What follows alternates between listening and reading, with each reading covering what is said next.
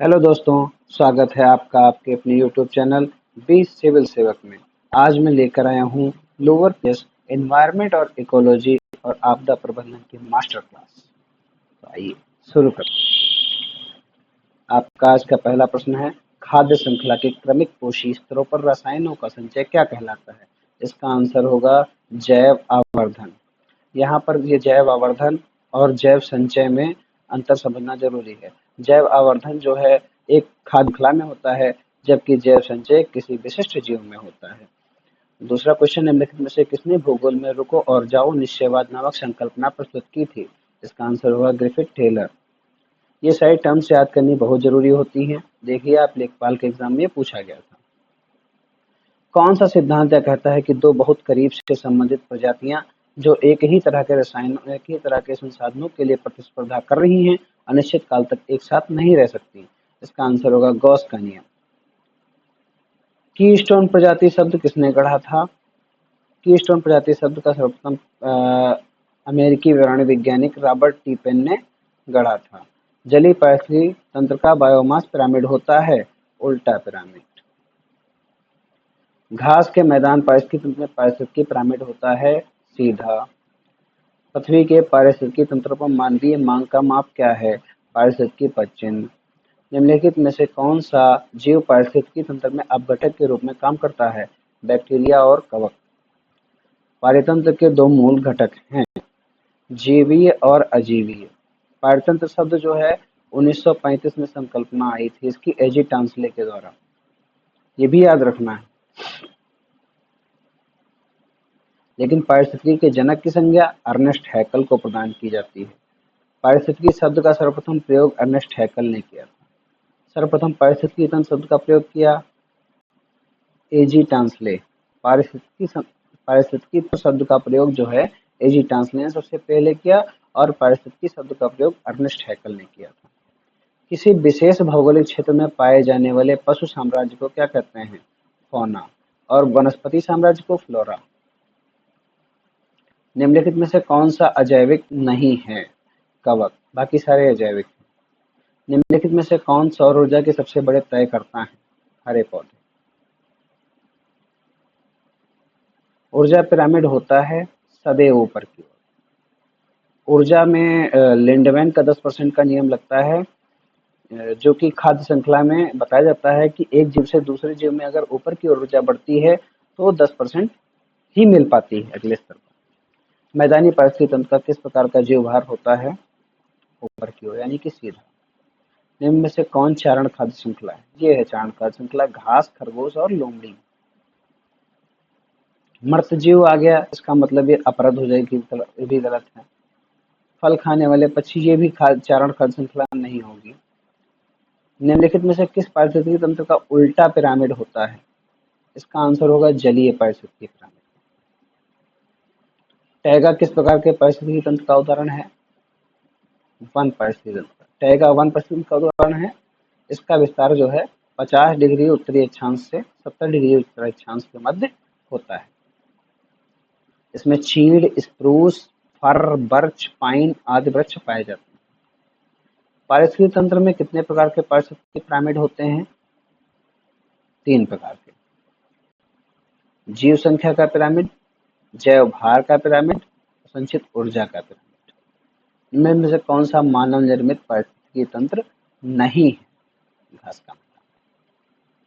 निम्नलिखित खाद्य श्रृंखला में एक्स की संभावित कड़ी को पहचानिए। घास, कीट, मेढक, एक्स, गरुड़, सांप।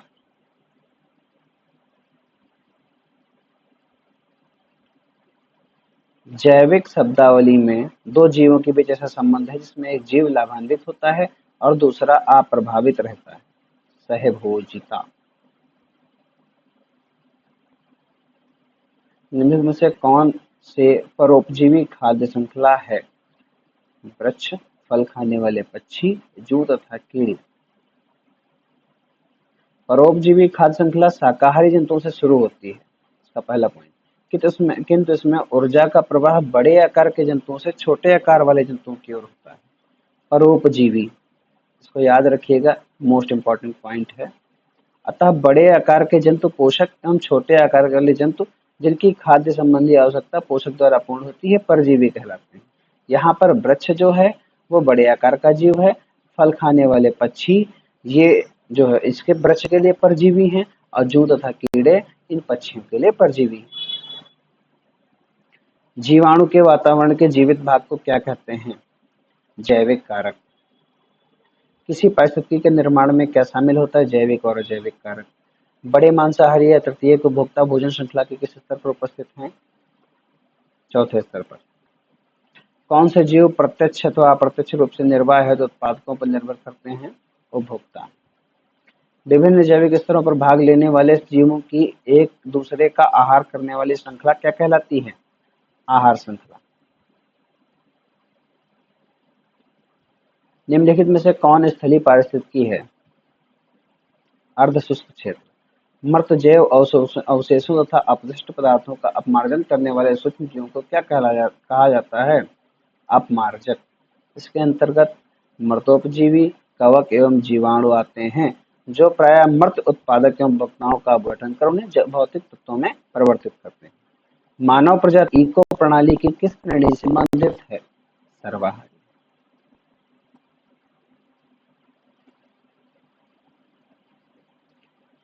जानवरों का वह सहयोग जिसमें दोनों भागीदार लाभान्वित होते हैं, उसे किस में जाना जाता है? उसे जाना जाता है अन्योन्याश्रयवाद, म्यूचुअलिज्म। यह दो प्रजातियों के मध्य स्थायी संबंध है जिसमें पारस्परिक कार्य की निर्भरता होती है। इसमें दोनों प्रजातियों को लाभ होता है, इस पॉइंट को याद रखिएगा, दोनों प्रजातियों को लाभ होता है। जैसे राइजोबियम लिग्नोसिस, जो लिग्नोसी कुल के पौधों की जड़ों में रहते हैं। ये जीवाणु वायुमंडल की नाइट्रोजन का यौगिकीकरण करते हैं, जो पौधों के काम आती है, और बदले में पौधे जीवाणु को कार्बोहाइड्रेट देते हैं। मतलब दोनों प्रजातियों का लाभ होता है, इसे कहते हैं अन्योन्याश्रयवाद या सद्योपार्था। सभी हरे पौधे एवं कुछ नीले हरी शैवाल जिनमें प्रकाश संश्लेषण की क्षमता होती, क्या कहलाते हैं? उत्पादक। दिए गए क्षेत्र में पौधों एवं जानवरों दोनों में रहने वाले जीवों की कुल संख्या को क्या कहा जाता है? बायोमास। पौधे और जानवर, बायोमास। कौन उपभोक्ता के अंतर्गत नहीं आता है? बताइए। उपभोक्ता के अंतर्गत स्वपोषी नहीं आते।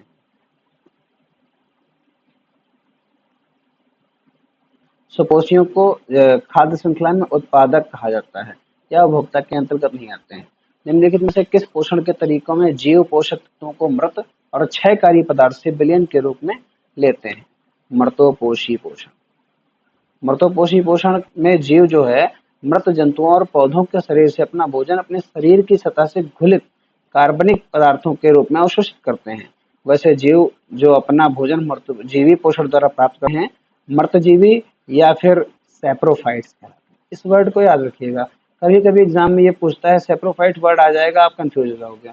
मृतजीवी को अपघटक भी कहा जाता है, इनको अपघटक भी बोला जाता है, क्योंकि जटिल अणुओं का विघटन करते हैं। इनके उदाहरण हैं जैसे कवक, जीवाणु, कुछ प्रोटोजोआ। अगला टॉपिक, वन एवं वन्यजीव संरक्षण। ये क्वेश्चन जो लेखपाल में आया था। मिस्टी पहल का पूरा नाम क्या है? मिस्टी पहल का पूरा नाम है mangrove initiative for shoreline habitats and tangible incomes. Option B इसका सही आंसर है। याद कर लीजिएगा, अच्छे से रट के जाइएगा सारे लेखपाल के एग्जाम के क्वेश्चंस। हो सकता है रिपीट भी हो सकते हैं, नहीं रिपीट होंगे तो लोअर पीसीएस में हो सकता है कथन बना के दे देगा। इसलिए इन सभी क्वेश्चंस को जो लेखपाल में पूछे गए हैं या फिर जो भी पेपर 2026 में हो रहे हैं यूपी ट्रिपल सी के, सबको रट के जाना है आपको, छोड़ना नहीं इनको बिल्कुल भी। बायोस्फीयर रिजर्व का विचार किस कार्यक्रम द्वारा शुरू किया गया था और किसके द्वारा शुरू किया था? यूनेस्को द्वारा शुरू किया गया था, मानव और जीवमंडल कार्यक्रम के तहत। याद रखिएगा, इंपॉर्टेंट क्वेश्चन है। बायोस्फीयर रिजर्व जो है 1971 में शुरू किया गया था यूनेस्को द्वारा, मानव और जीवमंडल जीवमंडल कार्यक्रम के तहत। अचानक मार अमरकंटक बायोस्फीयर रिजर्व कहाँ स्थित है? ये मध्य प्रदेश व छत्तीसगढ़ राज्यों में स्थित है। मध्य प्रदेश प्लस छत्तीसगढ़। विकल्प में कोई एक होता है दूसरा नहीं होता, तो इसका आंसर अगर मध्य प्रदेश होता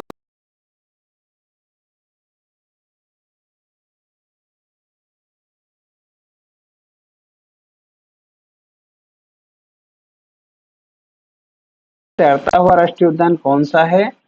केबुल लामजाओ राष्ट्रीय उद्यान। यह उद्यान विश्व का एकमात्र तैरता हुआ राष्ट्रीय उद्यान है जो लैकटक झील के दक्षिण पूर्वी किनारों पर है। वन रोपण 1980 तो हो गया, क्वेश्चन रिपीट हुआ है अभी। लेखपाल में देखो देखो लेखपाल में आया। ये क्वेश्चन 2025 में फॉरेस्ट गार्ड में आया था, फिर उसके बाद ये लेखपाल में रिपीट हुआ। सेम सॉरी, ये क्वेश्चन रिपीट हुआ नहीं, फॉरेस्ट गार्ड का ही क्वेश्चन। निम्नलिखित में से कौन सा south Asia wild life enforcement network का सदस्य है स्वयं? इसमें सदस्य है Afghanistan. South Asia wild life enforcement network की औपचारिक स्थापना 2011 में भूटान में हुई थी। भारत इसका संस्थापक सदस्य है। 2016 में इसको मंजूरी दी गई थी। इसमें शामिल है भारत, अफगानिस्तान, बांग्लादेश, भूटान, मालदीव, नेपाल, पाकिस्तान, श्रीलंका। ठीक। दलमा अभ्यारण्य निम्नलिखित में किस राज्य में स्थित है? दलमा अभ्यारण्य झारखंड राज्य में स्थित है। यह हाथियों के लिए स्वर्ग है। में से कौन विशेष रूप से लाल पांडा के लिए राष्ट्रीय उद्यानों में से एक है? खांगचेनजुंगा राष्ट्रीय उद्यान। लाल पांडा सिक्किम राज्य का राज्य पशु है। नवेगांव राष्ट्रीय उद्यान महाराष्ट्र में, पापीकोंडा राष्ट्रीय उद्यान आंध्र प्रदेश में। निम्नलिखित में से कौन भारत का सबसे बड़ा राष्ट्रीय उद्यान है? हेमिस राष्ट्रीय उद्यान। केंद्र शासित प्रदेश लद्दाख में स्थित है ये हेमिस राष्ट्रीय उद्यान। सुंदरबन कहाँ है? पश्चिम बंगाल में। जिम कार्बेट कहाँ है? उत्तराखंड में। गिर कहाँ है? गुजरात में। तो पता ही होगा। इनमें से कौन भारत में टाइगर रिजर्व नहीं है? दचिगाम। बाकी सारे tiger reserve. Dachigam national park. उस आंदोलन की पहचान करें जो वनों के बारे में आम जनता की जागरूकता का जीवंत उदाहरण है। चिपको आंदोलन।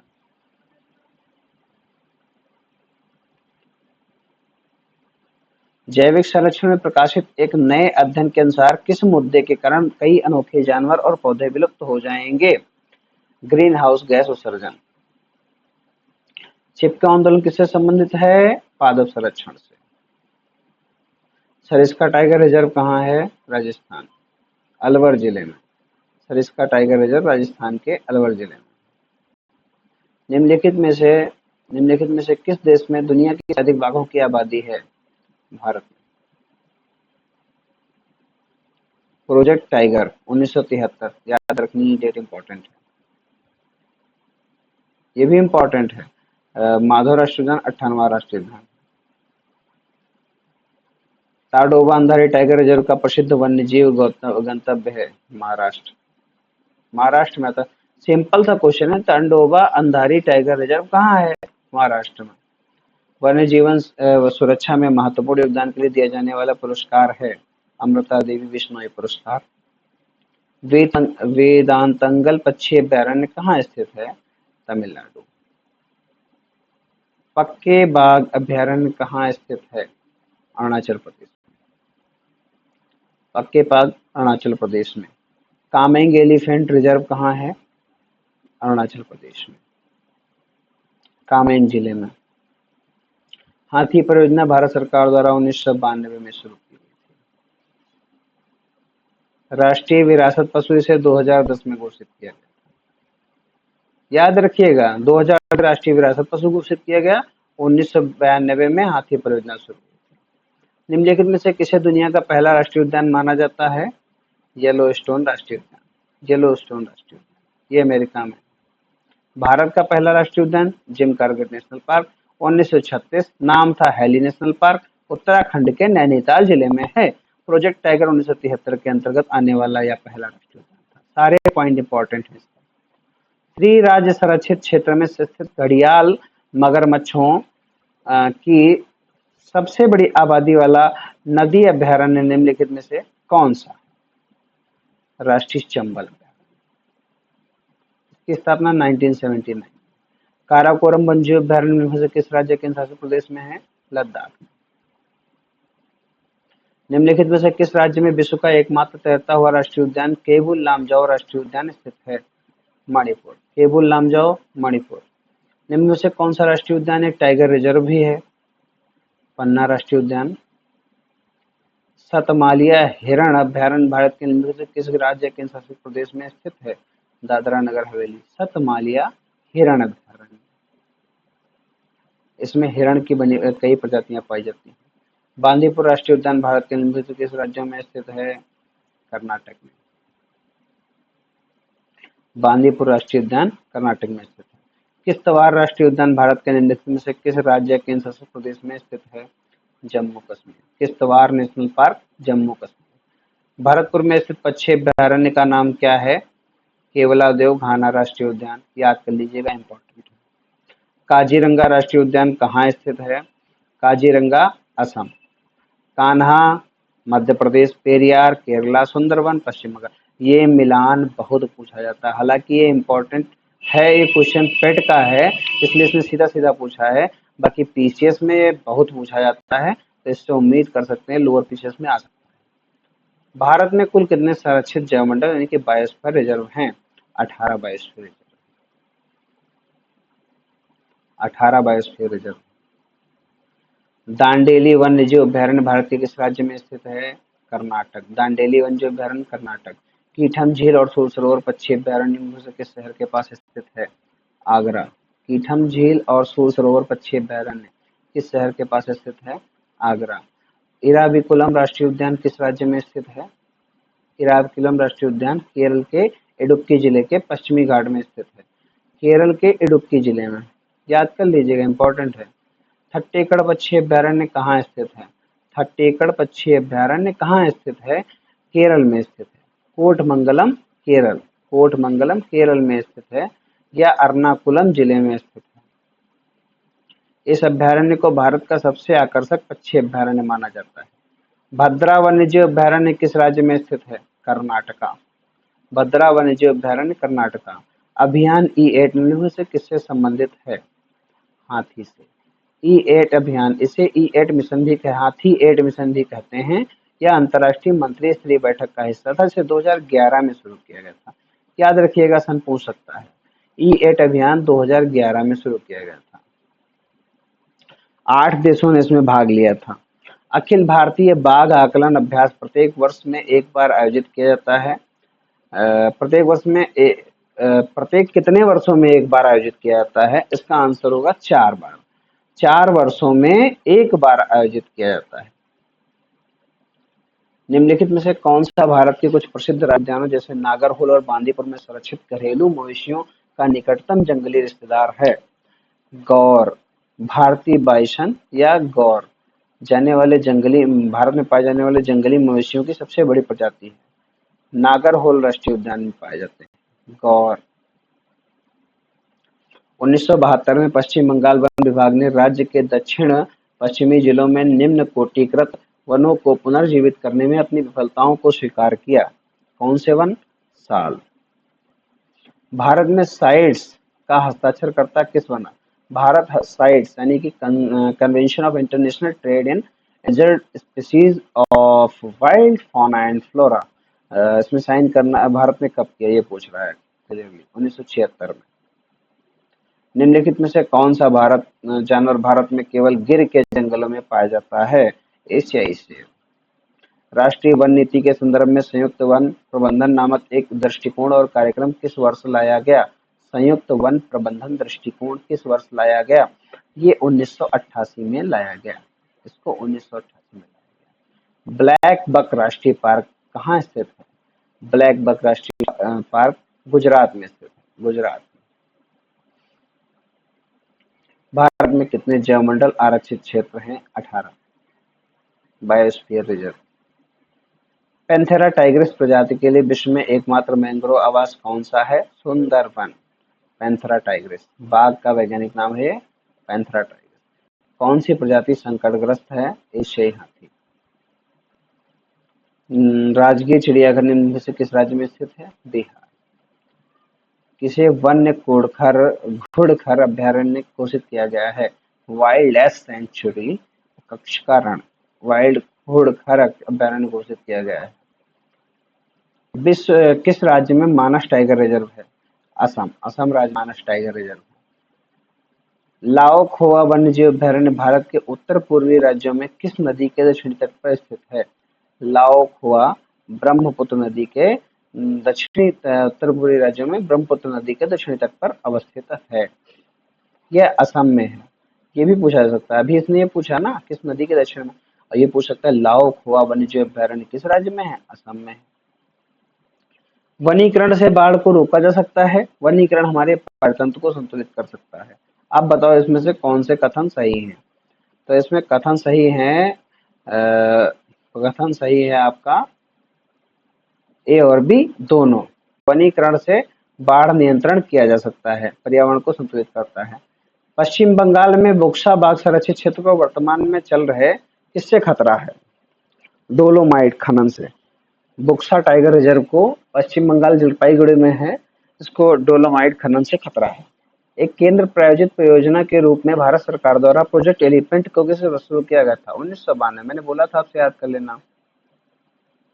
नोकरेक बायोस्फीयर रिजर्व किस राज्य में स्थित है? मेघालय। नोकरेक बायोस्फीयर रिजर्व मेघालय में स्थित है। पेपारा वन्यजीव अभयारण्य कहाँ है? केरला। पेपारा वन्यजीव अभयारण्य केरला। निम्नलिखित में से किस भारतीय राज्य में बारन वापरा वन्यजीव अभयारण्य स्थित है? डी छत्तीसगढ़। ये क्वेश्चन मिस मत करिएगा। निम्नलिखित में से किस राज्य में गहरमाथा समुद्री अभयारण्य नामक एक समुद्री अभयारण्य स्थित है? गहरमाथा उड़ीसा। ओली रुडले पशुओं के लिए प्रसिद्ध है, यहाँ प्रजनन होता है। इनमें से कौन सा राष्ट्रीय उद्यान केरल में स्थित है? एराविकुलम राष्ट्रीय उद्यान। भद्रा वन्यजीव अभयारण्य कहाँ है? कर्नाटका। बक्सा राष्ट्रीय उद्यान या बुक्सा राष्ट्रीय उद्यान इनमें से किस राज्य में स्थित है? पश्चिम बंगाल। बुक्सा राष्ट्रीय उद्यान Paschim Bengal. Indira Gandhi memorial tulip garden जो एशिया का सबसे बड़ा ट्यूलिप गार्डन है,